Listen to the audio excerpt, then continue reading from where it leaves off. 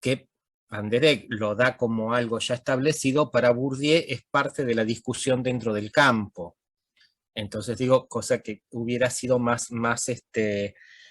fluida la conexión entre los autores. Lo mismo después, cuando ustedes terminan, digamos, presentan el enfoque estándar y el enfoque no estándar en Marradi, yo esperaba también que hicieran referencia a la cuestión de las discusiones que hay dentro del campo científico, porque de última esto es un ejemplo claro de cómo dentro de un campo científico, en este caso el de las ciencias sociales, se da toda una discusión en torno a lo que verdaderamente constituye digamos, la autoridad científica o la competencia científica. Fíjense que ustedes mismos dicen, los del enfoque no estándar critican tal cosa, proponen otra. Entonces digo, yo hubiera esperado ahí que hicieran esta conexión entre los autores. Creo que eso en una exposición posterior, trabájenlo. Y esto no excluye ni tampoco va en detrimento de lo que les dije anteriormente, es decir, la presentación de los aspectos centrales de los autores, que por otro lado también ustedes hicieron una selección, porque no presentaron a los autores completos, cosa que me parece totalmente adecuado. Eso sí, eligieron una serie de conceptos. Creo que faltó un poquitito el buscar estos nexos y este pasaje de uno al otro, que hubiera hecho mucho más fluida la presentación. Pero, eh, como siempre les digo, los señalamientos que hago es para que mejoren las presentaciones, pero rescato muchísimo la lectura de los autores y la selección de conceptos, que fue, digamos, muy adecuada. Así que muy bien trabajo. Después me voy a copiar el Prezi y lo voy a ver tranquilo, y voy a ver si puedo verlos allí, escuchar los videos, que es una lástima que les hayan fallado, pero además también interesante esta búsqueda de videos para por ahí hacer más dinámica la presentación. Así que buen trabajo, y bueno, ya después les voy a dar los comentarios por escrito. Claro. No sé si, a ver, alguien otro además de Santiago quiere opinar, o si no, díganme el grupo de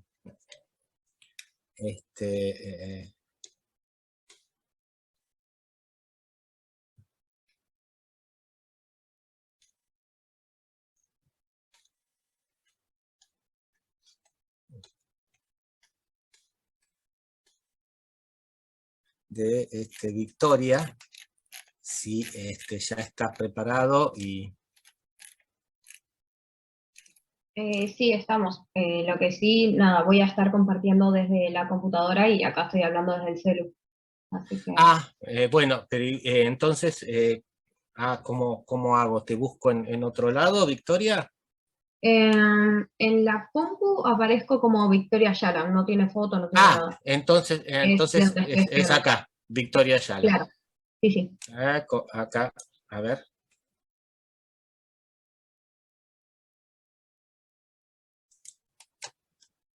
Ahí ya estarías, a ver, como para compartir.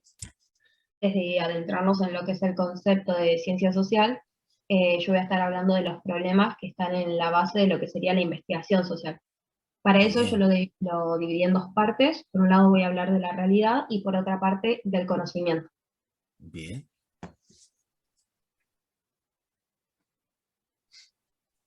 Bueno, la realidad, como Van der Eyck lo define, es lo que existió, lo que existe y lo que puede existir.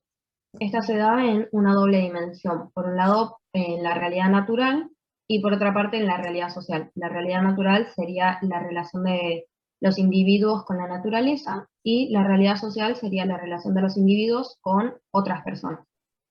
Dentro de esta doble dimensión se desarrolla la práctica social, que es la actividad humana mediante la cual las personas se relacionan con la realidad y hay diferentes modos de relacionarse con la misma. Tenemos los modos de conocer, los modos de trabajar y los modos de ser. Dentro de lo que es los modos de conocer se deriva una consecuencia y es que la persona investiga a través de un cuerpo de conocimientos y experiencias previas. Por lo tanto, Mm, el conocimiento se va a producir desde un individuo que está inserto en una trama socionatural. bien, Los modos de trabajar, que también los llaman relaciones productivas, son el vínculo fundamental de las personas con la naturaleza y con los demás individuos.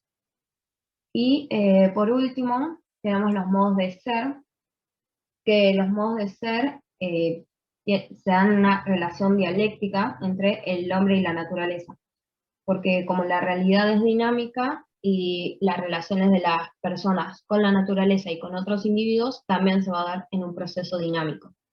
bien, Bueno, todo esto nos va a llevar a la relación sujeto-objeto, que nosotros en esta parte lo que destacamos como más importante es que es el punto de partida de toda teoría de conocimiento, porque se implican y se exigen mutuamente. bien.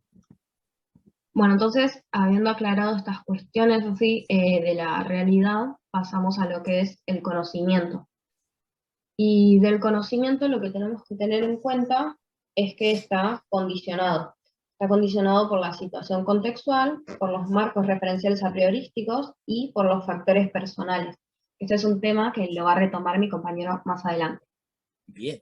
Em, bueno, entonces, para asegurarnos de la validez de nuestro conocimiento, del conocimiento en sí, usamos la práctica como criterio de verdad y la confrontación de la realidad a través de la praxis o la práctica. Entonces, también hay dos formas de saber. Por un lado tenemos el saber cotidiano y por otra parte el saber científico. El saber cotidiano, como lo dice la palabra, es un conocimiento que se obtiene a través de las experiencias cotidianas de la vida, a diferencia del conocimiento científico que se obtiene a través del método científico, que este también es otro tema que lo retoma más adelante mi compañero. Bien, Entonces, como para ir cerrando mi parte, también quería mencionar que después de que muchos siglos que personas sintieron curiosidad por el conocimiento y problematizaron algún aspecto de la realidad, fue que llegamos hoy a lo que conocemos como el concepto de ciencia. bien, Que el concepto de ciencia que nos presenta el texto de Anderegg es este que está acá, que es un conjunto de conocimientos racionales, ciertos o probables, que, bueno, obtenidos de manera metódica y verificados en su contrastación con la realidad, como habíamos dicho, se van a sistematizar orgánicamente, haciendo referencia a objetos de una misma naturaleza. Entonces, de acá las características más importantes que destaca el autor son que es un conocimiento racional, que es cierto o probable, que son obtenidos de manera metódica, que su verificación es con la contrastación de la realidad, que están sistematizados orgánicamente, que es relativo a objetos de una misma naturaleza, y por último, de que son susceptibles de ser transmitidos. Pasamos así a lo que es el campo. Hola, buenas tardes. Hola Ariel, ¿cómo andás? Todo en orden, acá estamos. Bueno, respecto del campo y también de esta definición de ciencia que nos comentaba Victoria, eh, digamos, lo que traemos de Bourdieu es que este conocimiento científico, esta definición de ciencia y también la concurrencia científica, o sea, la competencia, justamente es una imposición de determinadas posiciones como específicas que se van dando dentro de este campo. Lo que traemos de campo también es que es una elaboración teórica, que recorta un espacio de la realidad, es un espacio social, no geográfico, y es tanto sincrónico como diacrónico. este campo tiene una estructura que está compuesta por los agentes, que serían los científicos, las instituciones, personas, que tienen diferentes grados y alcances de legitimidad. Dentro de este campo lo que hay es lucha por obtener capital científico, por obtener mayor legitimidad, que esto tiene una tendencia, digamos, como a ser monopolizado, y más que nada por lo que llaman, bueno, este grupo de los sabios, que es como la élite científica, que podríamos decir que esa élite científica es justamente quien al día de hoy impone lo que se llama ciencia. Exacto. Bueno, después, con respecto, bueno, a esta lucha de la autoridad científica que los agentes llevan a cabo, toman distintas estrategias que son de conservación o de subversión, digamos como en un intento de, por ejemplo, querer cambiar este concepto de ciencia actual, se tomaría como una estrategia de subversión, pero siempre tratando de respetar la idea de campo, sin destruir el concepto, como tratar de cambiarlo de una manera incluso más costosa, que con el poder ya legitimado y la estrategia de conservación para que tanto los grupos de poder como lo que es conocimiento científico se mantengan iguales. Por esto que decía Bourdieu de que los conflictos epistemológicos no se pueden separar de los políticos, están unidos en la misma definición. Bien. Bueno, asimismo también, una de las luchas, por ejemplo, que se dan dentro del campo y respecto a la autoridad científica, es determinar qué es lo típico para el campo de las ciencias sociales. Eso, por ejemplo, lo traíamos de Marradi, que era como si acumular datos que lleven a una visión global, o indagar en los sentidos o los significados que los individuos les dan a sus propias acciones. Sobre este tipo, bueno, de discusiones y de los enfoques va a retomar mi compañero Franco. Bien. Hola, profe, ¿cómo va? ¿Qué hace Franco? Bien. Bueno, yo, como dijo Ariel, voy a hablar sobre los 3 métodos, o los 3 enfoques. No, los 3 métodos, sí. Y los 2 enfoques. Pueden ser enfoques también, no te hagas problema. Sí, sí. Primero, bueno, la ciencia lo que buscaba anterior a Galileo era separar lo esencial de lo que es accidental, si se quiere, o lo que es fijo de lo que es variable. Con Galileo lo que se busca es hallar la forma matemática que tienen las relaciones entre las propiedades de los objetos. Bien. Galileo lo plantea, bueno, con el método experimental. Por ejemplo, él pensaba en una pluma cayendo al vacío, tratando de aislarla de todas las demás variables, o si lanzaba una pelota en un espacio llano, sin rozamiento, también analizar algunas variables aislándolas de todas las demás. Lógicamente eran todos ejercicios matemáticos porque no había una forma de generar un vacío o de generar una superficie sin rozamiento, pero bueno, fue la base del método experimental, sobre los cuales después se llegaron a hacer algunos experimentos muy interesantes, sobre todo para las ciencias físicas. Bien. El problema fue que las ciencias sociales encontraron algunos límites, más allá de los límites prácticos, como eran esto de generar un vacío del rozamiento, sino que también había límites teóricos, porque en las ciencias físicas lo que pasaba en un experimento se podía extrapolar a los demás objetos, y no así en las ciencias sociales. Por más allá de que en algún experimento hayan conseguido algún resultado interesante, no se podía asegurar que eso se repita en otra relación de otros dos objetos y que logren aislar la misma cantidad de variables, o que en otro contexto tengan el mismo resultado. Entonces lo que se empezó a utilizar era una matriz de datos, que la matriz de datos surge en Alemania, cuando un científico, según explica Marradi, genera una matriz de datos para darle a su rey, si se quiere, información sobre los demás estados alemanes, ponía de forma horizontal uno abajo del otro, y de forma vertical ponía la situación económica, la situación de armamentos y demás cuestiones. Entonces tenías una de vectores horizontales y una verticales. Eso le sirve a las ciencias sociales para que podía analizar distintos objetos de forma individual, los distintos estados, distintas propiedades, y después los podía juntar por propiedades, aislándolos de las demás. De ahí también surge un poco el método de la asociación, porque agarraban dos propiedades de esta matriz de datos y buscaban por ahí relaciones.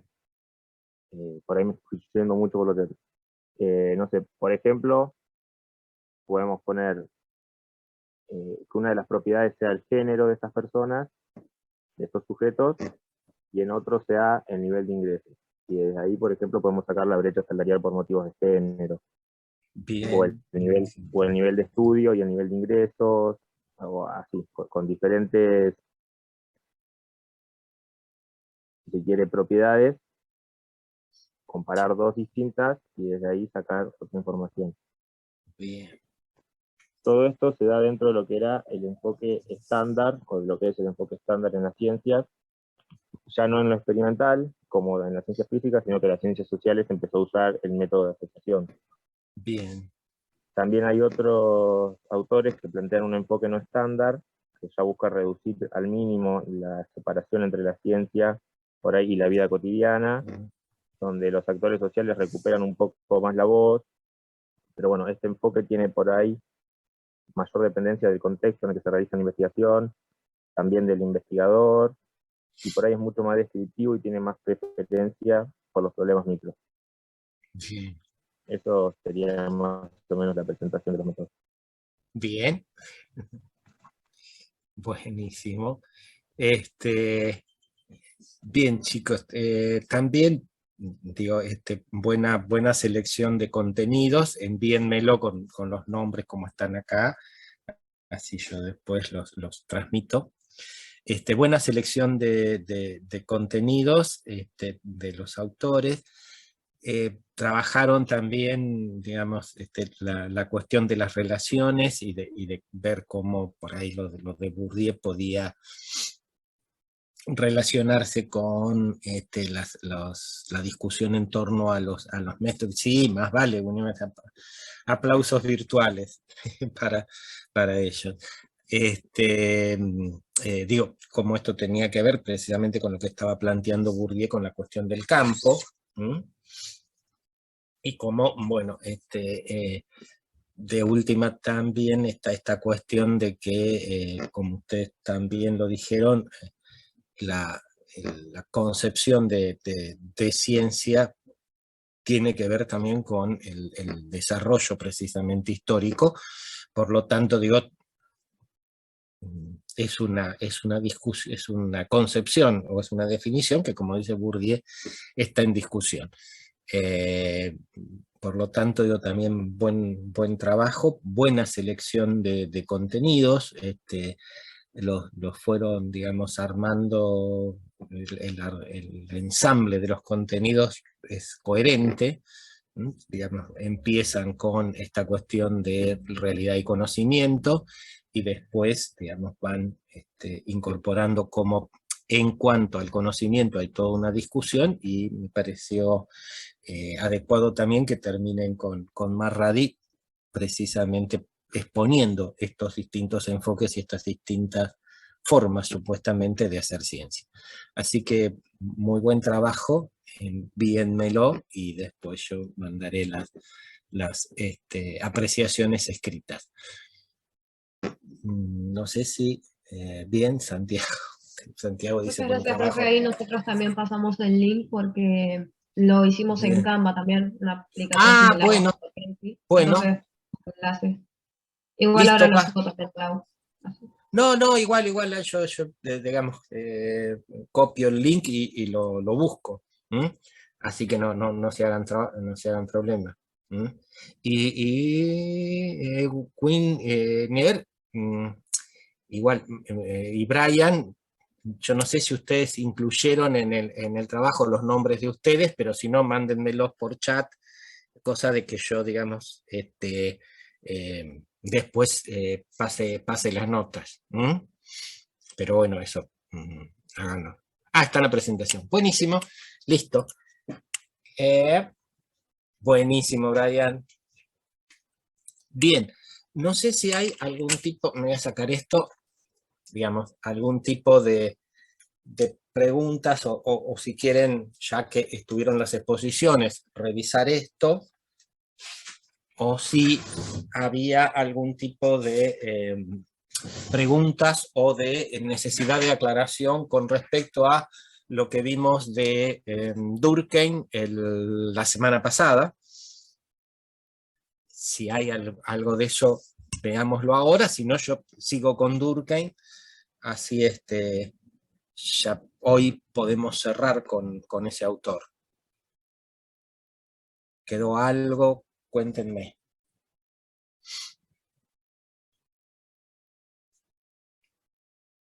¿No? ¿Quedó todo más o menos claro lo anterior? ¿Se acuerdan? A ver, rápidamente, yo les dije que íbamos a ver las concepciones centrales de Durkheim, no en el orden que lo presentan Argenti y Aznar, sino digamos, en un ordenamiento diferente. Y lo primero que les había dicho era esta cuestión de que, digamos, para Durkheim existe una realidad, que esta realidad es diferente de las apreciaciones que el individuo tenga sobre ella, y que, digamos, define universo, la explicación eficiente y funcional. Bueno, ahora voy. Y lo que les decía es que, digamos, a partir de ellos, Durkheim lo que va a definir es el objeto de la sociología, diciendo que, digamos, la sociología lo que va a estudiar son los hechos sociales.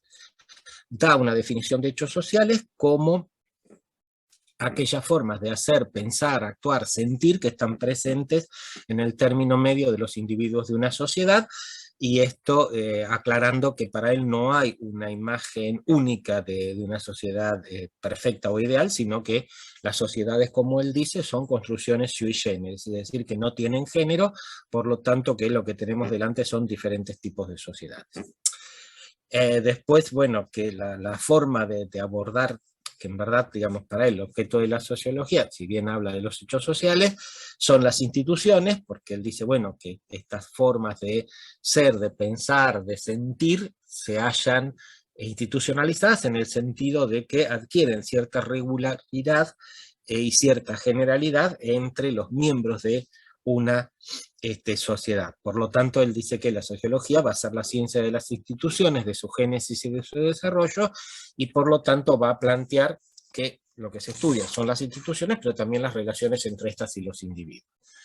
Y a partir de allí va a empezar a plantear lo que es la cuestión de su perspectiva, si se quiere, metodológica, pero que también para ubicarla con cierta precisión, hay que también hacer referencia a ciertas concepciones generales de Durkheim. Y yo les decía que esta concepción general es la de establecer una cierta analogía entre lo que son las sociedades o las formas de funcionar las sociedades y la forma de funcionar los organismos. Él dice que, digamos, las sociedades son como organismos vivos, es decir, en donde en un organismo que encontramos diferentes órganos, valga la redundancia, que todos tienen una función distinta, pero sin embargo todos colaboran o todos concurren al mantenimiento del todo. Entonces él dice, bueno, la sociedad tiene este mismo funcionamiento. Ahora, si tiene este mismo funcionamiento, dice, bueno, ¿cómo lo vemos? Y ahí dice, bueno, la primera cuestión es tomar los hechos sociales como cosas, es decir, que son independientes de nuestra voluntad, que no los podemos variar por un acto de voluntad individual. Y la otra cuestión obviamente si yo los tengo que tomar como cosas, si estoy diciendo esto, es que tienen existencia propia y tienen sus propias formas de moverse, y por lo tanto, estos hechos sociales, él dice, bueno, nosotros en la vida social, ¿qué es lo que hacemos? Bueno, nos relacionamos con eso, pero en verdad nosotros nos relacionamos para ver cómo nos manejamos con estos hechos sociales, pero en verdad no sabemos cómo son desde un punto de vista científico. Por eso él dice, bueno, para conocerlo, ¿qué es lo que vamos a hacer? Una serie de aproximaciones sucesivas. Es decir, de ir acercándonos de a poco desde los aspectos más salientes o más evidentes hasta aquellos no tan evidentes, pero sí más profundos, que son los que de última van a definir lo que este hecho social o este conjunto de instituciones es.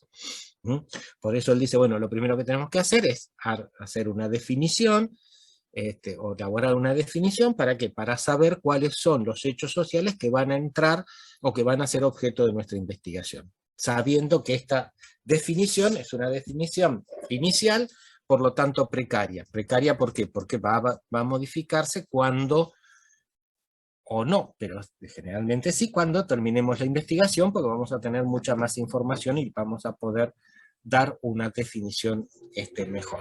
Después él va a hacer la diferencia entre hechos normales y hechos patológicos, que eso yo se los comentaba, y después llegamos a esto que preguntaba Winiver, que es la cuestión de la explicación eficiente y la explicación funcional, ¿no? Durkheim dice, bueno, si nosotros queremos llegar al conocimiento científico, o para que, digamos, la sociología sea ciencia, tenemos que llegar a la explicación de los hechos sociales. La explicación, como yo les decía, él diferencia dos, una que es la explicación funcional y la otra que es la explicación eficiente, o la explicación tal cual él la entiende.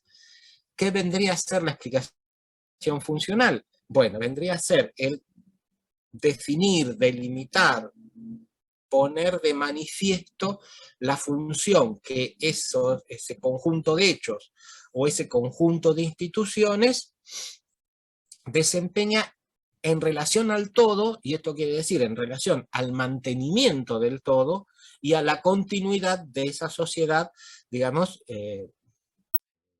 como tal. Aunque también, y acá tengan en cuenta que él dice que las sociedades se van transformando.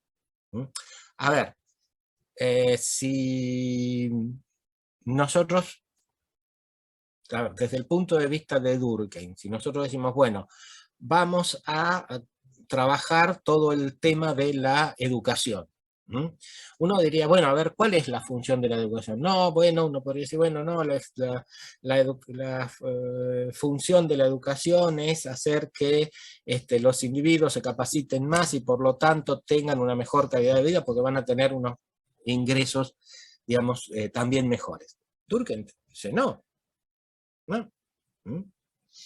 La función de la educación es, digamos, conservar y transmitir una serie de saberes, de conocimientos, de competencias que la sociedad considera que son básicos para seguir funcionando, que, digamos, para que todos sus miembros, digamos, puedan seguir, digamos, funcionando, puedan seguir conviviendo en armonía.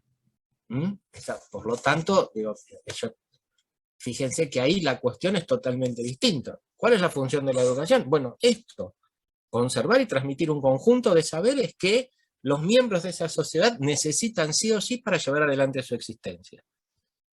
La cuestión de que después, bueno, hay algunos más capacitados que pueden tener mejores ingresos, a Durkheim le resulta totalmente irrelevante, desde el punto de vista social.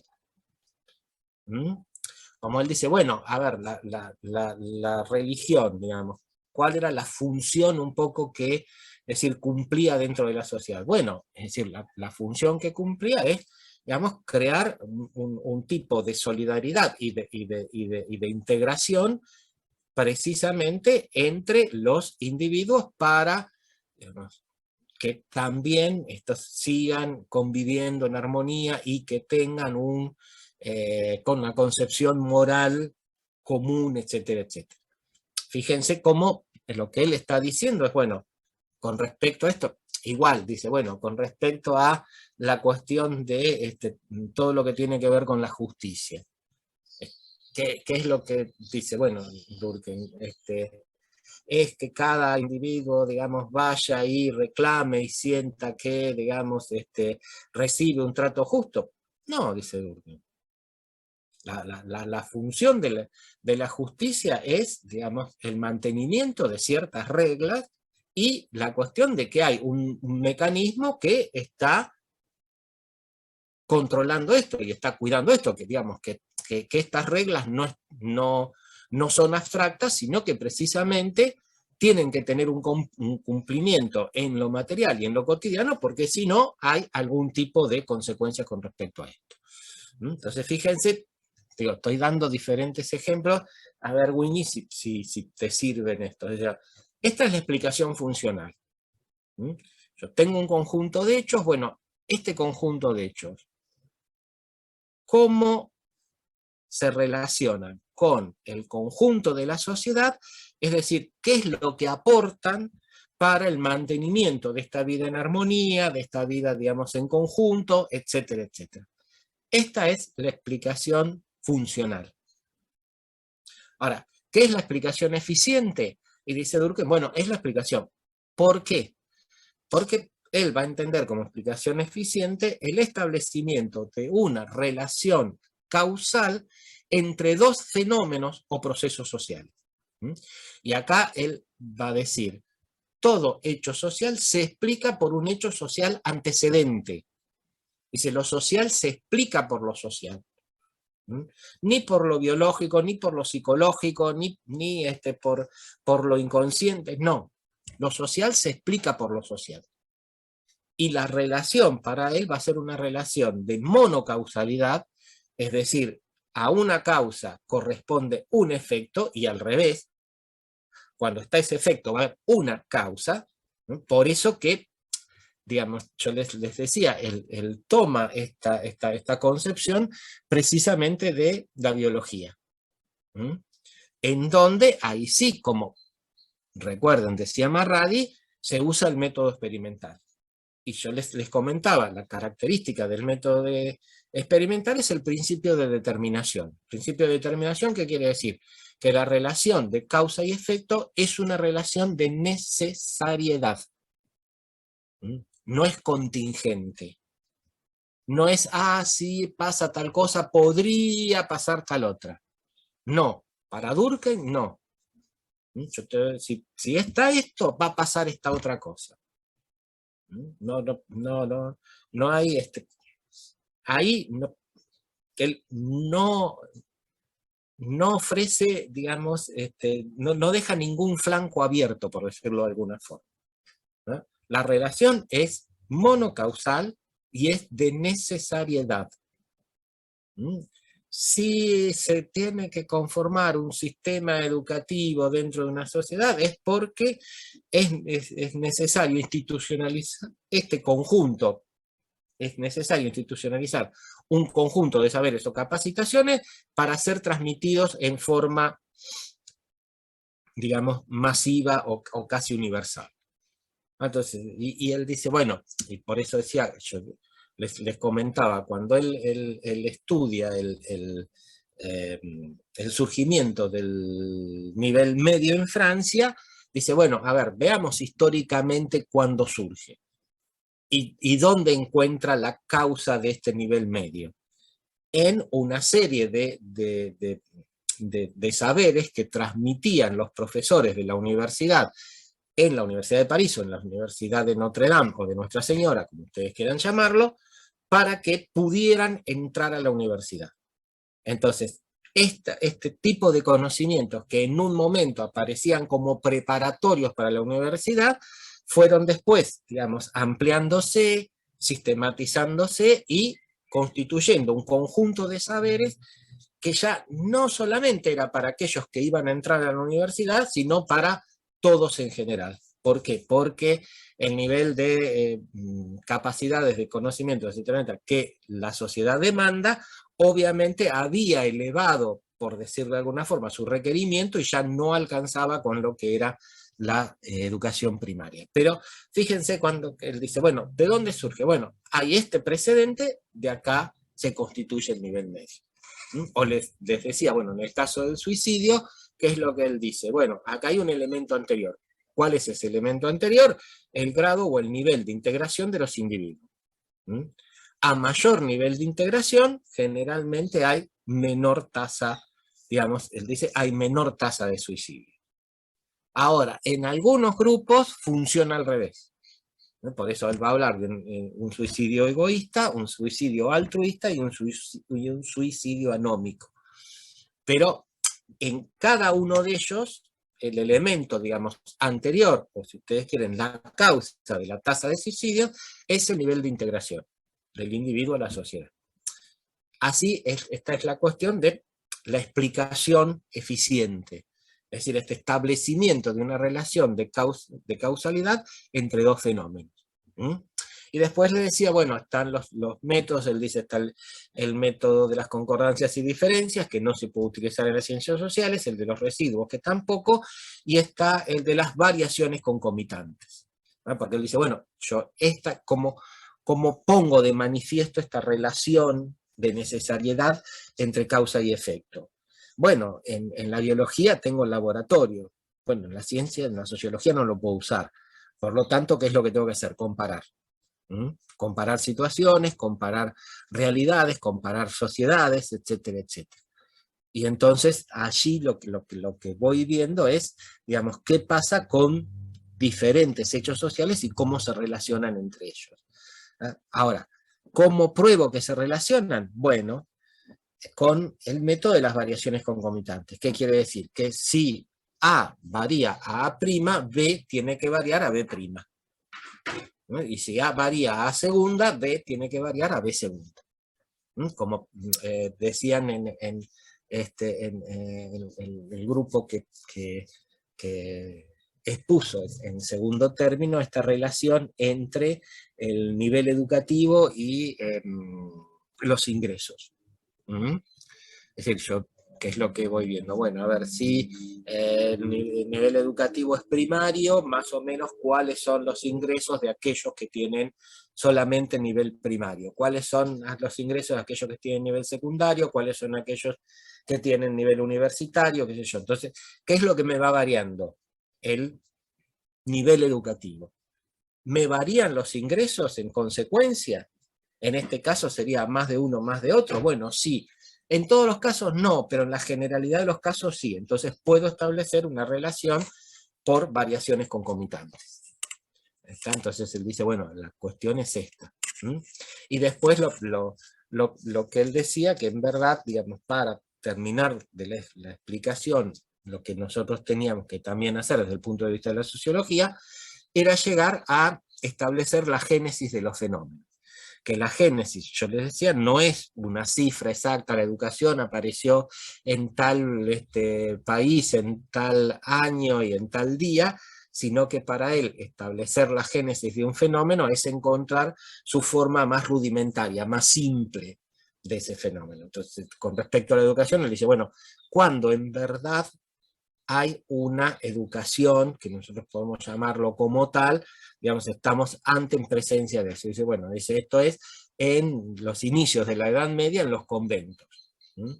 ¿Por qué? Bueno, porque antes dice que ¿qué es lo que había? Sí, había instrucción. Si uno tomaba cómo se hacía, cómo se llevaba adelante la transmisión de conocimientos en Roma, él decía, bueno, si alguien quería podía ir a un maestro de oratoria, a un maestro de escritura, pero tenía todo separado. Y además lo que se transmitía eran saberes. ¿Por qué entonces hay una cuestión de educación diferente en la Edad Media? Bueno, primero y principal porque ya el estudiante, digamos, no tenía que ir de un maestro a otro, sino que estaban todos en un mismo lugar. Pero además, lo que dice Durkheim, y esto es lo relevante, dice, no solamente los conventos se transmitían una serie de saberes o competencias, sino que se transmitía también una forma de ser humano. Es decir, lo que se formaba también era, o lo que se transmitía, era un conjunto de valores que en esos momentos definían lo que era el rasgo de humanidad.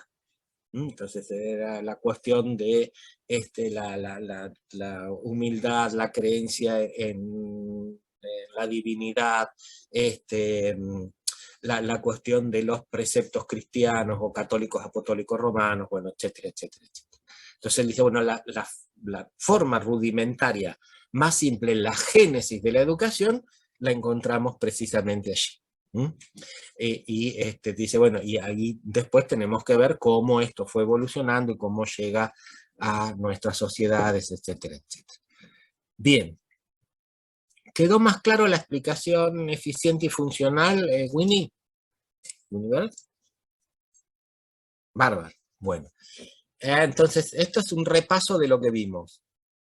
¿Está? Ahora, vamos a si no quedan, digamos, preguntas, o si no me las van haciendo después, digo, vamos a las otras cuestiones conceptuales de Durkheim y cómo esto, digamos, va a jugar o cómo las encontramos en diferentes trabajos de él. Una de las cuestiones que en las que quiero poner énfasis, las que quiero retomar, es esta concepción de las sociedades como organismos. Y esto tiene que ver con precisamente lo que después se va a dar en llamar esta concepción de, digamos, funcional de las sociedades. Para él, las sociedades, entonces, ya les digo, tienen diferentes órganos, diferentes instituciones, y estas diferentes instituciones concurren, se combinan, cooperan para el mantenimiento del todo. Por lo tanto, digamos, para él las sociedades no solo van a parecerse o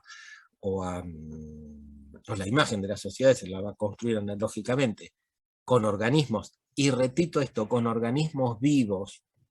Por eso, digamos, para mí, como decía un amigo y también, digamos, en un tiempo profesor, la concepción de Durkheim no es organicista, sino vitalista, pero bueno, es una discusión que no les interesa y no les aporta a ustedes. Pero lo que quiero decir, él piensa a las sociedades como organismos vivos, como organismos que también se modifican, que también están en transformación. Pero ojo, la transformación es siempre una transformación armónica. Y la otra cuestión es que entonces, digamos, para Durkheim, sí, la cuestión es esto de que los diferentes órganos concurren para el mantenimiento del todo, etcétera, etcétera. Lo que él va a decir, bueno, lo primordial aquí dentro de las sociedades son precisamente las instituciones que van a regular las relaciones entre los individuos. Digamos, ya lo llamemos, digamos, religión, lo llamemos código ético, moral, pautas legislativas, etcétera, etcétera. Pero lo que él dice acá, hay un conjunto de instituciones que son las que de alguna forma establecen pautas de conducta, patrones de conducta, y que obviamente también van a controlar y van a vigilar que esos patrones de conducta se cumplan. Por eso, ¿por qué les estoy comentando esto? Porque Durkheim dice que esta es la estructura social. La estructura social para Durkheim es lo que para Marx era la superestructura.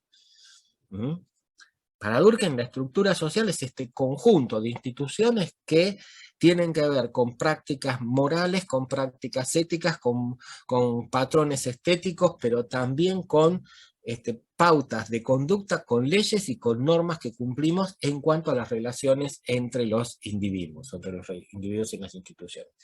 Esta es la estructura social.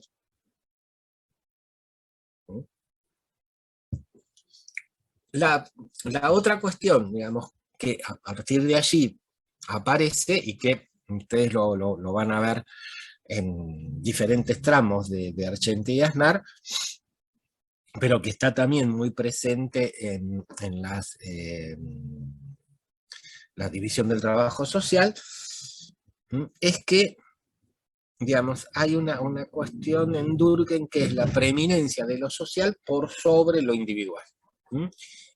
Precisamente en la división del trabajo social, Durkheim va a discutir con Spencer esto. ¿Por qué? Porque Spencer, digamos, lo que postula es, de alguna forma, lo que habían también supuesto los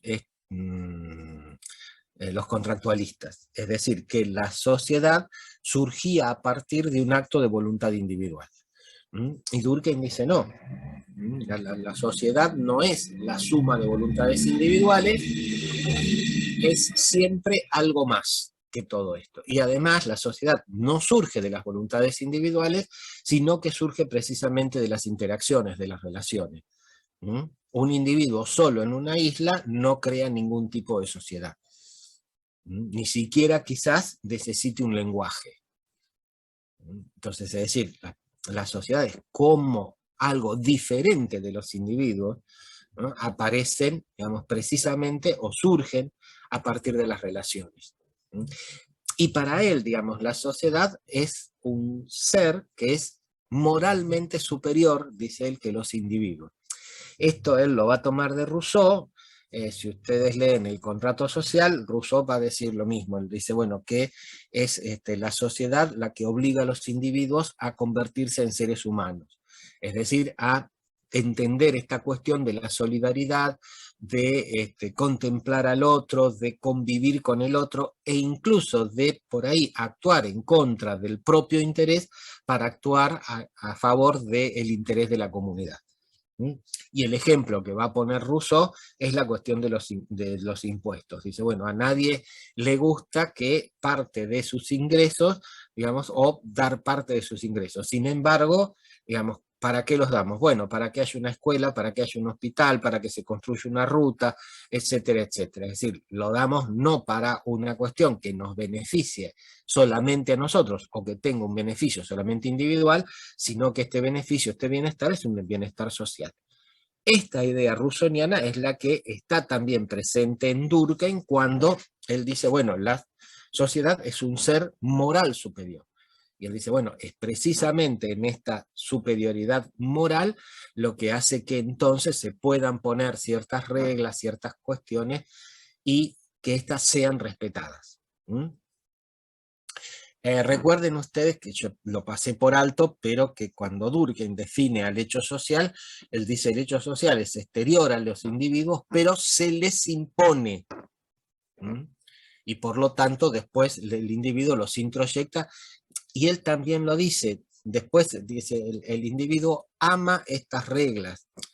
Lo expresa en un lenguaje por ahí que hoy no consideraríamos del todo científico, pero lo que él dice es el individuo toma como propias estas reglas de conducta que tienen que ver con, digamos, cómo relacionarse con el otro, contemplar al otro, etcétera, etcétera, y es lo que va a formar lo que él llama la conciencia social, o la conciencia de una determinada sociedad. La conciencia social es este conjunto precisamente de reglas, de patrones, de normas que regulan.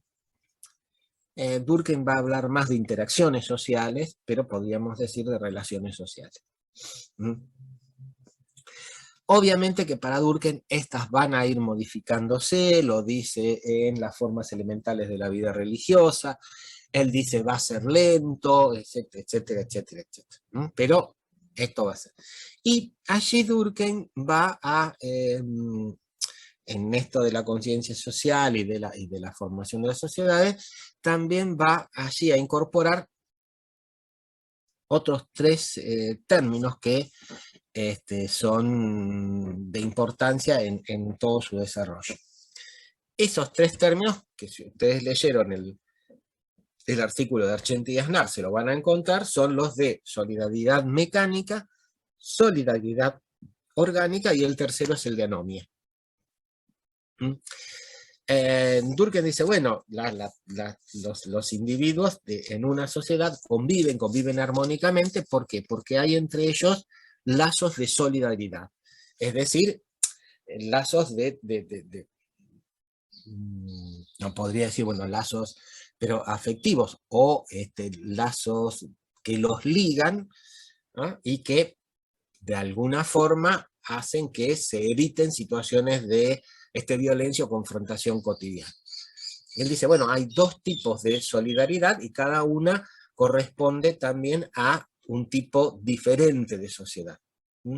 Esto creo que de las solidaridades estaba antes en otro autor, ahora no me acuerdo. En Montesquieu. Montesquieu es el que habla de solidaridad también mecánica y solidaridad orgánica. Él dice, bueno, ¿cuándo surge la solidaridad mecánica? Él dice, bueno, la solidaridad mecánica surge cuando las sociedades están menos desarrolladas, hay menos funciones y por lo tanto los individuos hacen todos más o menos lo mismo, hay una diferenciación, si se quiere, muy sumaria o muy general entre individuos según sexo y edad, pero a partir de allí, más o menos, todos hacen lo mismo. Por eso, en esta cuestión de hacer lo mismo, surgen estos lazos de solidaridad, de identidad, etcétera, etcétera. Dice, bueno, qué sé yo, en una tribu estará el jefe o después el consejo de ancianos, que serán los que guardan el saber, estará el brujo, que es el que se relaciona con la divinidad y que además hace funciones de médico porque conoce, digamos, las cuestiones de hierbas y todo lo demás, y después estarán, qué sé yo, los cazadores, que son los que van a buscar la comida, y después estarán, digamos, los niños, y en las mujeres, digamos, estarán, digamos, las niñas y las mujeres adultas que serán las encargadas de procrear y cuidar el hogar o la choza o lo que fuera. Pero digo, las funciones son relativamente pocas y por lo tanto estos lazos de solidaridad surgen a partir de la identidad por hacer lo mismo. Y se surgen, bueno, hay otro tipo de solidaridad, que son los de las sociedades contemporáneas. Esto lo va a desarrollar mucho más en la división del trabajo social, y él dice, bueno, este tipo de solidaridad en verdad surge a partir de las diferencias. No es que todos hacemos lo mismo, sino que las funciones de las sociedades contemporáneas se han multiplicado, se han expandido. Entonces, ¿qué es lo que surge como primera cuestión? Que todos hacemos cosas diferentes. Pero ¿cómo se construye la solidaridad a partir de las diferencias? Bueno, dice, porque la diferencia aumenta la interdependencia. Es decir, nos especializamos en algo, pero obviamente cuanto más especializados estamos en algo, más necesitamos de todos los otros. Qué sé yo, antes no había problema en la cuestión de transportarse porque uno lo hacía, digamos, a pie o por ahí en un carruaje tirado por caballos o qué sé yo. Entonces hoy, bueno, ¿en qué nos movemos? En autos, pero salimos, nos pasa algo que necesitamos, el mecánico, el chapista, el gomero, etcétera, etcétera. Entonces, digamos, lo que dice Durkheim es precisamente el que hacemos cosas diferentes, hace que aumente la interdependencia entre los individuos, y esto es lo que es la base de la solidaridad orgánica. Vuelvan a ver este tema, este término, digamos, la cuestión del orgánico. ¿Ah? Nuevamente está la cuestión acá del organismo, etcétera, etcétera. Hacemos diferentes, pero concurrimos, colaboramos al mantenimiento del todo. Y el otro término que él, digamos, va a ser otro de los términos centrales, es el término de anomia. ¿Ah? Si nosotros vamos al significado etimológico de anomia, fíjense que también esta palabrita, como muchas otras en nuestro lenguaje, viene del latín. La A, adelante de el otro fonema, que es negación. La A es sin. Entonces uno podría decir, bueno, ¿qué nos está diciendo Durkheim? Que hay una situación en donde no hay normas. La anomia es la carencia de normas. Y Durkheim dice, no, es decir, no es la carencia de normas, sino que lo que Durkheim lo va a decir es, digamos, más que la carencia es la ausencia o la suspensión de un marco normativo. En el término de anomia lo va a utilizar tanto en el estudio del suicidio como en el estudio de la división del trabajo social. Y él va a decir, bueno, hay un momento en el que, digamos, la tasa de suicidios crece. ¿Cuáles son estos momentos? Los momentos de grandes crisis, los momentos de transformaciones, digamos, rápidas y de alguna forma violenta dentro de las sociedades, ¿no? Hay un aumento de suicidios en los momentos de crisis económica.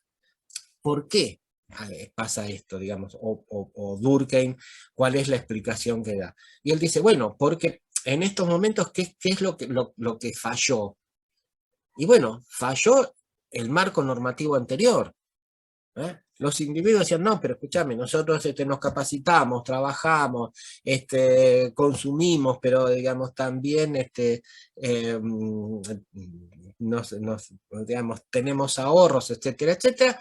De golpe hay una crisis que todo esto no vale nada, etcétera, etcétera. Por lo tanto, ¿qué es lo que pasa? El marco normativo está suspendido. Ya no sabemos qué es lo que tenemos que hacer. Entonces, esto dice, muchos individuos ante esto se encuentran totalmente desorientados y por lo tanto la tasa de suicidio se incrementa. Chicas, chicos, hagan un repaso. Obviamente, por ahí ustedes esto los incentivan ni nada por el estilo, pero digo, un hecho que se observó en las estadísticas en varios países, y esto digo países como Italia, países como Estados Unidos, países como Francia, y también en los países latinoamericanos, fue el incremento de la tasa de suicidios en 2008, 2009, ¿con qué? Con la crisis de los activos tóxicos, o digamos la crisis de Lehman Brothers, o la crisis de las hipotecas o del mercado inmobiliario, que empezó en Estados Unidos y fue a nivel, digamos, mundial. Entonces, un conjunto de ejecutivos de altas empresas, digamos, se suicidaron ante esta cuestión de que se les fue todo al demonio, se les desmoronó todo. De hecho, en Italia empezaron, digamos, lo que se llamaban las clubes de viudas o algo por el estilo, que empezaron a decir, miren, acá algo tiene que pasar. ¿Por qué? Porque, es decir, no es que hubo un tipo que se reventó, ¿no? Sino que acá hay algo y que esto tiene que ver con precisamente este proceso que está sucediendo y en el cual no tenemos un parámetro de referencia. Bien, la anomia para Durkheim tiene que ver con eso. Cuando lo va a utilizar en la división del trabajo social, lo va a utilizar como precisamente ausencia de marcos normativos en las relaciones entre en términos de Marx, uno podría decir entre capital y trabajo. Bien, pero ahora vamos a... yo voy hablando muy rápido. ¿Se entiende lo que voy diciendo? Yo porque por ahí miro el relojito, se entiende, barba. Miro el relojito y se me... y quiero terminar con todo. Pero bueno, avísenme, tienen el chat, abran el microfonito y me dicen, che, baja un cambio. Yo no tengo problema, no siento eso como falta de respeto, nada por el estilo, así que siéntanse en libertad de hacerlo. Bien.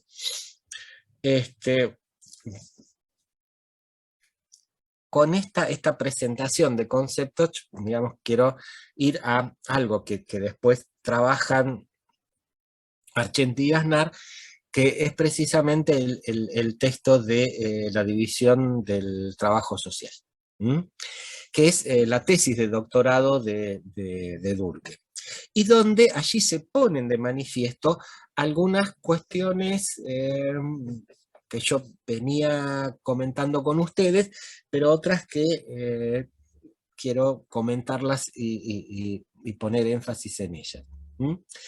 Una de las primeras es que dice Durkheim, bueno, en verdad, digamos, la división del trabajo social es un proceso que es necesario para las sociedades contemporáneas. Es decir, es algo que, él dice, va más allá de los beneficios económicos. Si hubiera sido solo por eso, no se hubiera consolidado, sino que, digamos, el trabajo social tiene otra función además de la económica. Y la función que él, digamos, le adjudica es la de ser el elemento necesario para el surgimiento y la construcción de lo que él llama la solidaridad orgánica. Dice, bueno, la división del trabajo es necesario en estas sociedades. ¿Por qué? Porque es lo que constituye el corazón precisamente de los lazos que van a ligar a los individuos y que van a hacer que estos vivan en cierta armonía y además, digamos, las sociedades se mantengan en el tiempo. ¿Cuál definición, Antonio? La división del trabajo social, esa parte. Que él dice que la división del trabajo social es un elemento necesario para la construcción o la constitución o la generación de la solidaridad orgánica. Y que él dice que esto es necesario. Es decir, sí, perfecto, ahora sí me quedó. Era para escribirlo, pero lo entendí. Bárbaro. Sí, lo entendí. Buenísimo, Antonio. Y entonces él dice, bueno, a ver, ¿cómo podemos probar esto? Dice, bueno, entonces, es decir, lo que él se encuentra con que tiene que probar es que, en verdad, la división del trabajo social, digamos, surge en determinado momento de la existencia de las sociedades y, digamos, ese surgimiento o esa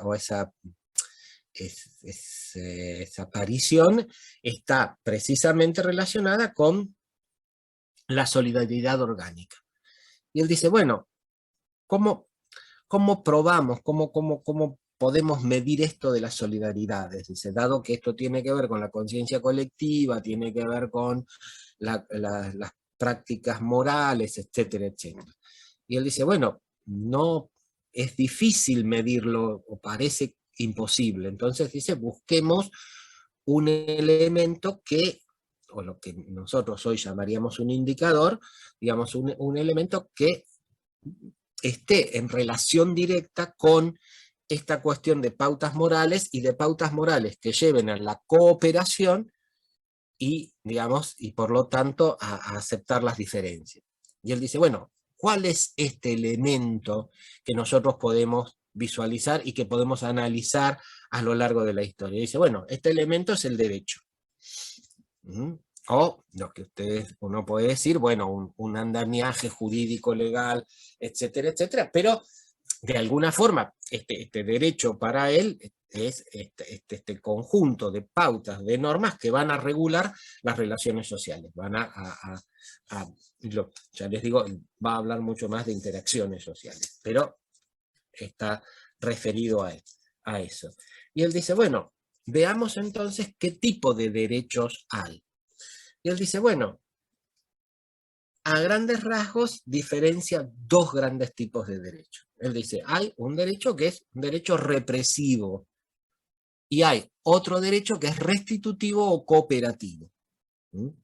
Dice, y para esto, ¿qué es lo que va a hacer? Ojo, digamos, va a revisar todos los elementos que uno puede considerar que tienen que ver con lo jurídico, con lo legal, a lo largo de la historia, desde, digamos, las ciudades griegas y romanas, pasando por, digamos, los imperios, pasando por la constitución de los pueblos galos, etcétera, etcétera.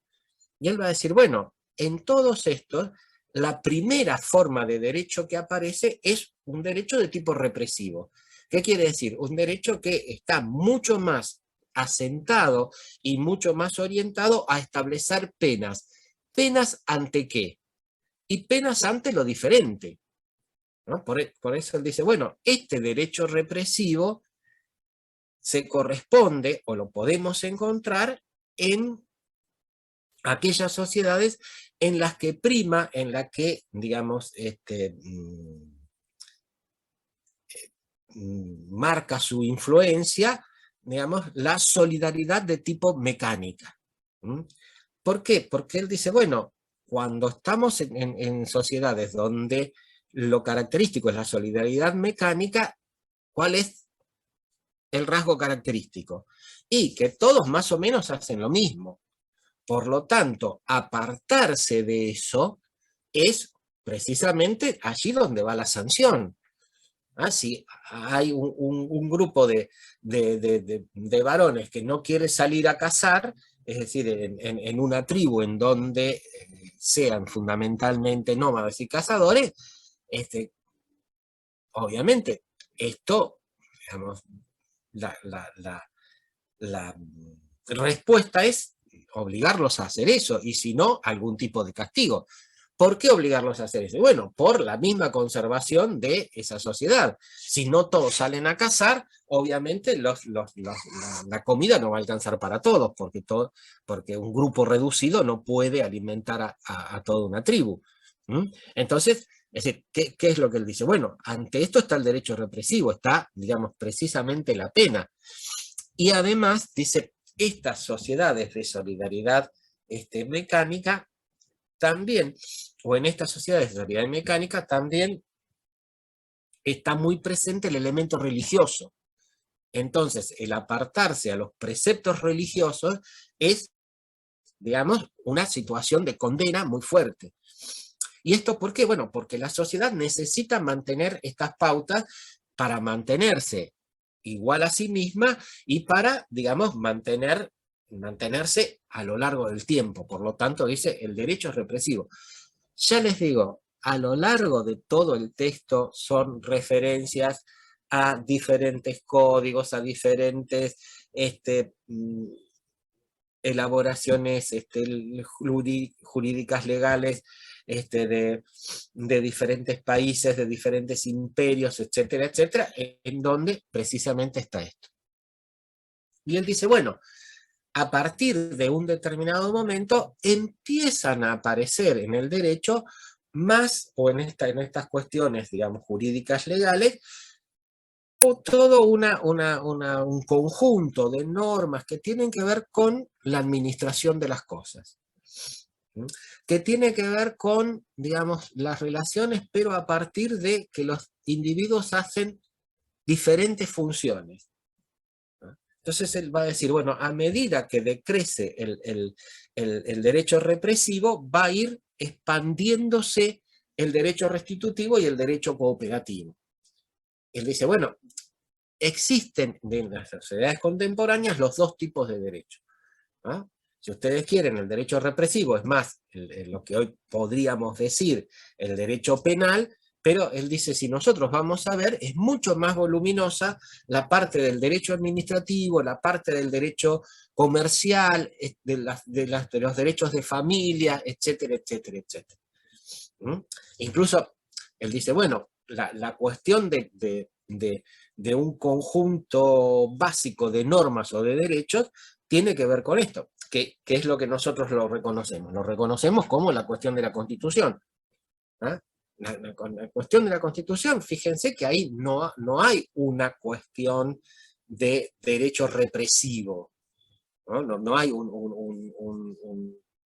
digamos, la cuestión de cuáles son las sanciones, sino que nos están diciendo cuál es nuestro conjunto de derechos y por lo tanto también nuestro conjunto de deberes. Es decir, las constituciones nos están diciendo cómo nos tenemos que manejar con los otros, o cuáles son los límites, o de alguna forma esta regulación de las relaciones sociales. Entonces, lo que dice Durkheim es, bueno, a medida que este derecho va incrementándose, va también incrementándose la solidaridad orgánica. Y entonces, digamos, ¿qué es lo que pasamos? Es decir, lo que estamos viendo entonces es que precisamente esta solidaridad orgánica o este derecho, digamos, restitutivo, derecho cooperativo, adquiere mucho más volumen cuando precisamente aparece la división social del trabajo. Y él dice, bueno, pero la división social del trabajo es también un hecho que tenemos que explicar. Es decir, ¿cuándo aparece esta división social del trabajo? ¿Por qué? Porque, bueno, porque no es un hecho que se genere por generación espontánea, tiene que tener también algún tipo de explicación. Ya vimos cuál es la función. La función de la división social del trabajo es precisamente crear o, digamos, generar esta solidaridad orgánica. Pero, ¿de dónde surge? Y ahí él aplica la cuestión de la regla, bueno, todo hecho social se explica por un hecho social antecedente. Y él dice, bueno, en verdad la división social del trabajo, la causa de la división social del trabajo es el aumento en la densidad material y moral de las sociedades. Y después él va a agregar, es el aumento del volumen. Pero él va a decir, a veces, digamos, las sociedades pueden ser más voluminosas, es decir, tener más miembros o más integrantes, pero no se va a dar la división social del trabajo si no hay aumento, él dice, en la condensación o en la densidad de las sociedades. ¿Qué es lo que está marcando? Él dice, en verdad, la división social del trabajo va a surgir y desarrollarse cuando se intensifiquen y se dinamicen las interacciones entre los individuos. Esta es la densidad material y moral. ¿Qué quiere decir densidad material y moral? ¿Dónde la vemos? Bueno, la vemos en el crecimiento de las grandes ciudades. Ahí hace una revisión por una serie de estadísticas en Francia y creo que en Alemania, en donde él dice, bueno, veamos cómo las grandes capitales en verdad cada vez absorben más el crecimiento poblacional. Es decir, concentran. Pero dice, ojo, también crecen las ciudades pequeñas. O sea que, digamos, el volumen de la población, en verdad, se está concentrando o está, digamos, densificándose en ciertos puntos o en ciertas localizaciones, etcétera, etcétera. Entonces dice, bueno, es esto lo que también, digamos, aparece. Y él dice, el otro aspecto de la densidad material, él dice, es la multiplicación de rutas y de vías de comunicación.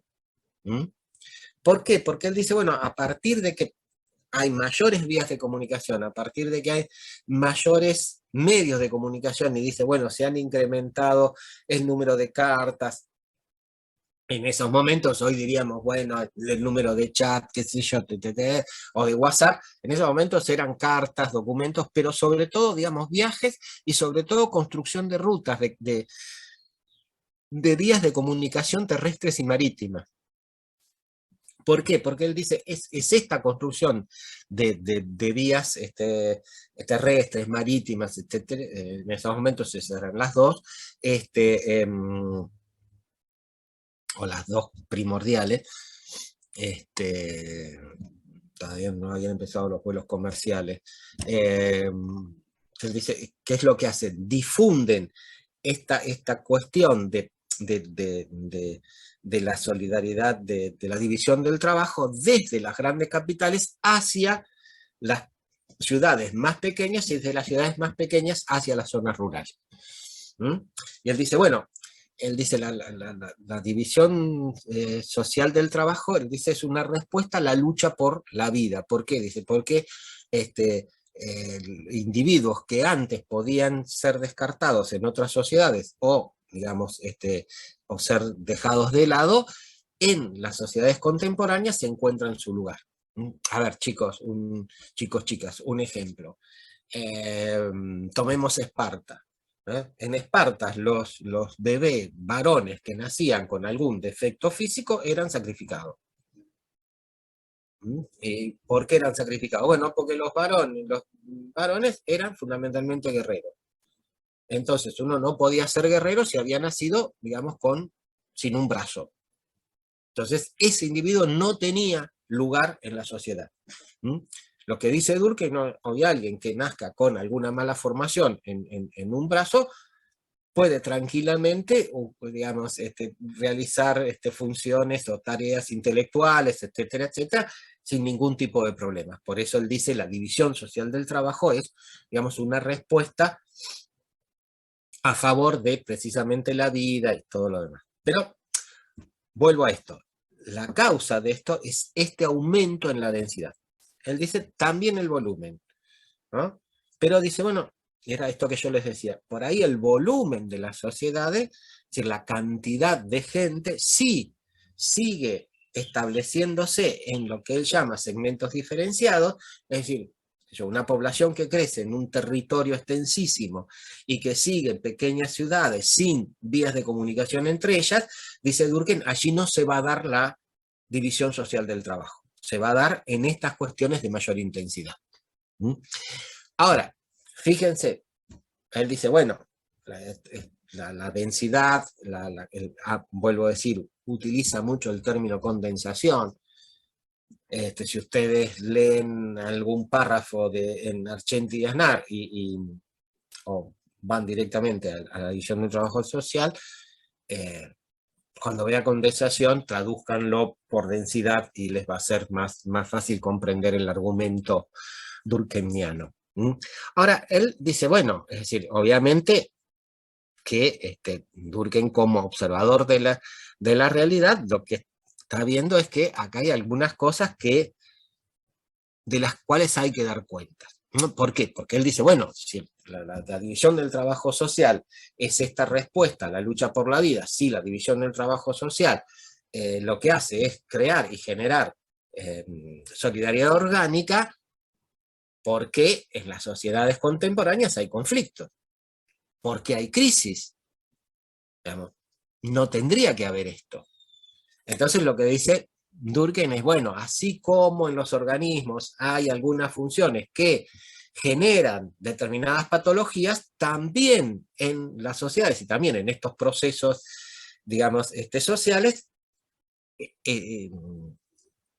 pueden darse estas derivaciones hacia una cuestión, ya les digo, de tipo patológico. Y Durkheim ahí reconoce, digamos, 3 cuestiones patológicas en la división del trabajo. ¿Qué quiere decir que sean patológicas? Quieren decir que existen, pero según Durkheim dice que pueden ser modificadas. Es decir, que son situaciones que si nosotros actuamos sobre ellas, la consecuencia precisamente de la división del trabajo va a ser nuevamente la de constituir una sociedad mucho más armónica, etcétera, etcétera. ¿Cuál es la primera de estas formas patológicas que Durkheim va a definir, va a señalar? Él dice, bueno, acá hay una cuestión de, digamos, que tiene que ver con una situación de anomia. Él dice, ¿qué es lo que pasa? Él dice, bueno, en verdad, en algunos aspectos, esta división social del trabajo se ha llevado adelante en forma, digamos, tan rápida que lo que pasa es que no generó o no dio tiempo a que se generara una reglamentación específica. Y esto él lo menciona específicamente en los conflictos entre capital y trabajo. Él dice, bueno, acá, digamos, y también dice, bueno, es totalmente disfuncional y patológico la cuestión de las huelgas. ¿Por qué? Porque interrumpen los procesos de producción, porque los retrasan.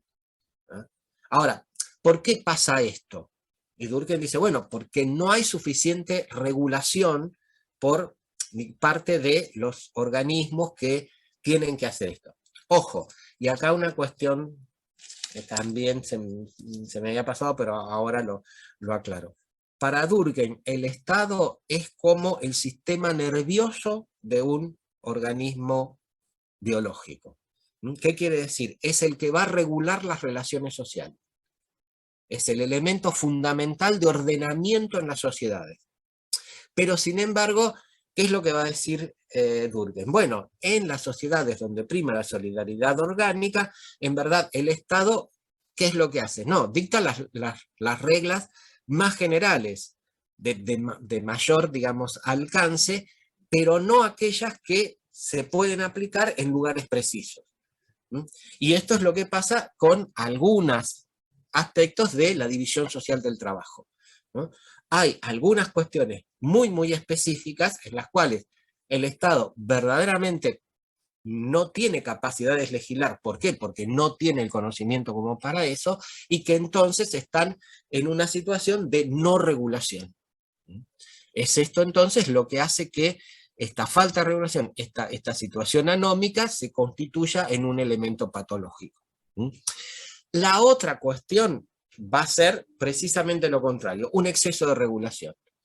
Y acá una cuestión también que tiene que ver con la concepción de Durkheim con las sociedades, con respecto a la sociedad. Él dice, bueno, en las sociedades contemporáneas, precisamente la división social del trabajo, ¿qué es lo que permite? Que los individuos se ubiquen en actividades que de alguna forma tienen que ver con sus capacidades, sus saberes, sus inclinaciones, etcétera, etcétera. Por eso que él dice, la división social del trabajo de alguna forma tiene que reflejar las diferencias naturales que hay entre los individuos que componen una sociedad.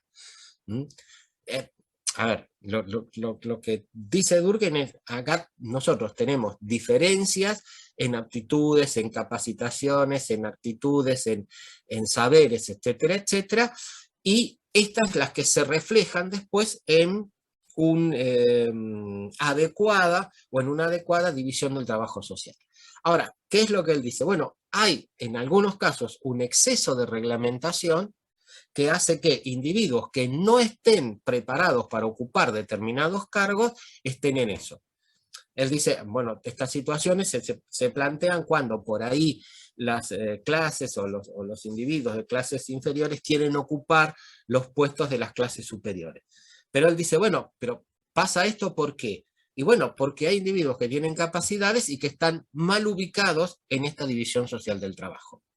Por eso él dice, bueno, para que la división social del trabajo en las sociedades reflejen las diferencias naturales, tiene que haber una, digamos, completa igualación de oportunidades. Por eso Durkheim, una de las cosas que va a decir es que no tendría que existir el derecho a la herencia. Porque el derecho a la herencia hace que individuos que no tienen las capacidades se coloquen en posiciones para las cuales no están preparados, no están capacitados, etcétera, etcétera. En la sociedad argentina podemos ver varios ejemplos de estos herederos que verdaderamente no tenían, digamos, noción de hacer nada. Bueno, pero eso es otra cuestión. Durkheim está planteando eso. Entonces él dice, bueno, acá hay una serie de reglas que habría que revisar, y hay un exceso de reglas que, ¿qué es lo que hace? Él dice, no permite precisamente este dinamismo que haga que, digamos, la división social del trabajo se lleve a cabo en forma armónica. Y la otra cuestión que él dice, bueno, a veces, la otra forma patológica que él da, es, dice, a veces hay como desfasajes en las interacciones entre los segmentos y en las cuestiones de la regularidad de las relaciones. Durkheim insiste mucho en esto, ¿no? Él dice, las interacciones tienen que ser, las relaciones tienen que ser regulares y permanecer en el tiempo. Él dice, no basta con que esté la norma tiene que actuar, digamos, efectivamente. Efectivamente quiere decir que se cumpla, y que se cumpla regularmente. Y él dice, bueno, a veces en las sociedades con solidaridad orgánica hay segmentos que no se no encajan, digamos, armónicamente, porque alguno está más desarrollado, otro menos desarrollado, y además las relaciones entre esos segmentos son, digamos, no son permanentes, son esporádicas, entonces esto hace que no se estabilicen de alguna forma.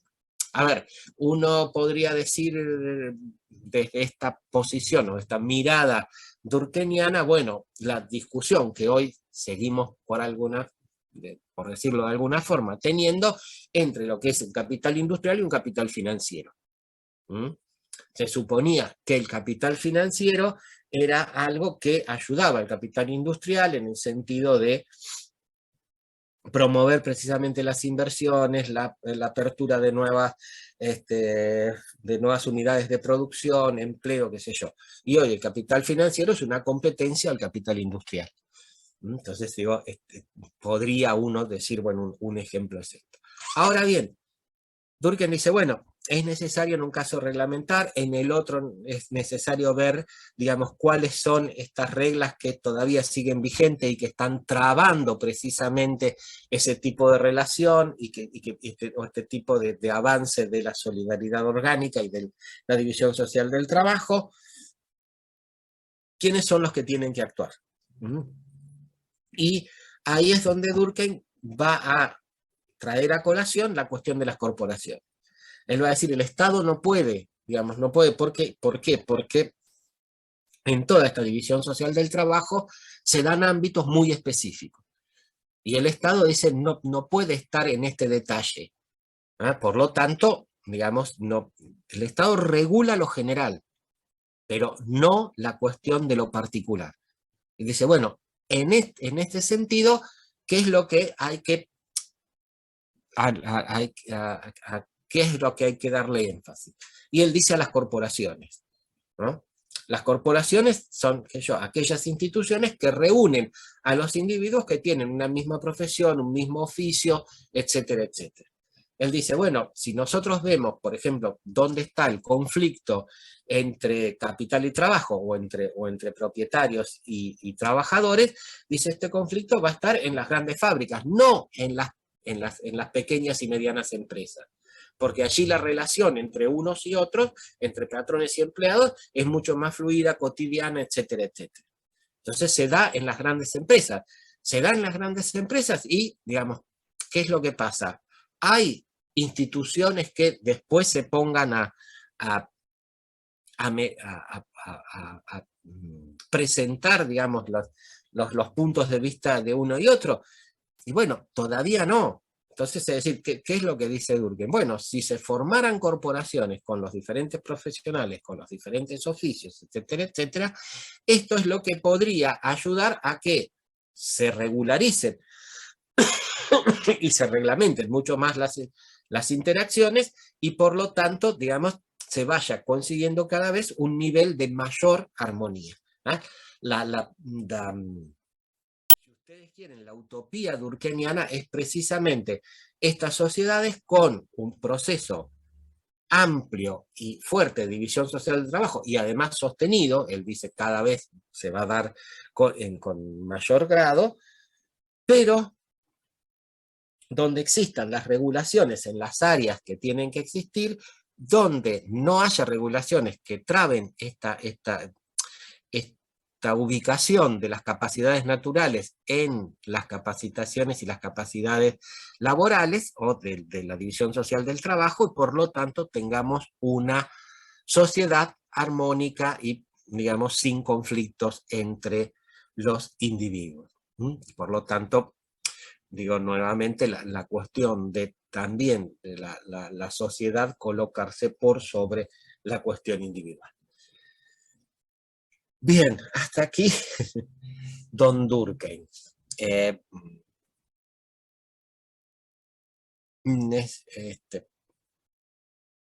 ¿Hay alguna pregunta, alguna necesidad?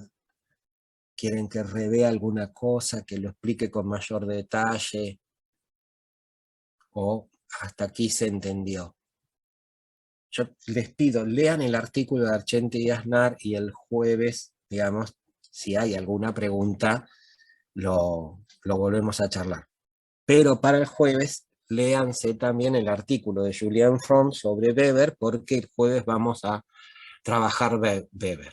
Bárbaro, Santina, me dejas tranquilo. Se entiende, profe, me decís, buenísimo.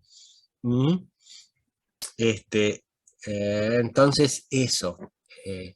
Relean este artículo. Digo, ¿por qué? Porque el sábado que viene es el segundo test de lectura. Entonces, es decir, ¿No es el 30, profe? A ver, Santina, pues sabes que Me parece que es el 30 el segundo.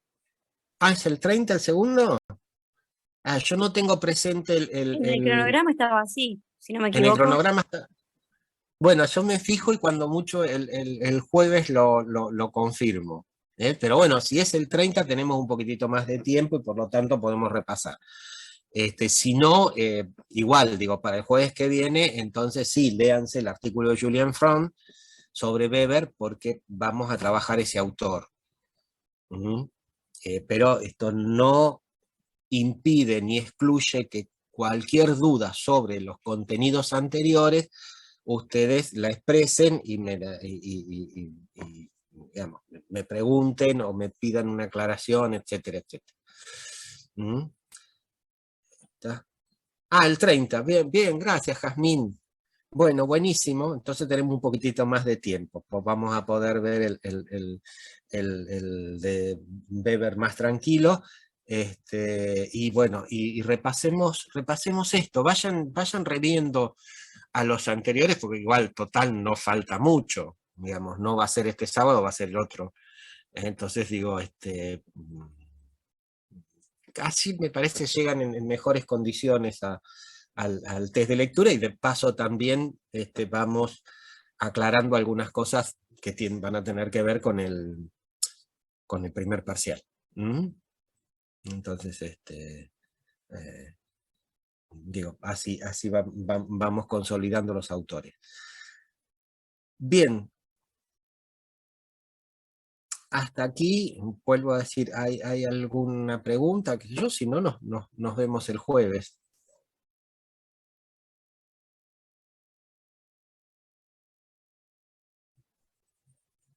Bien, entonces nos vemos el jueves y lean el artículo. Bárbaro, ¿no? Bueno.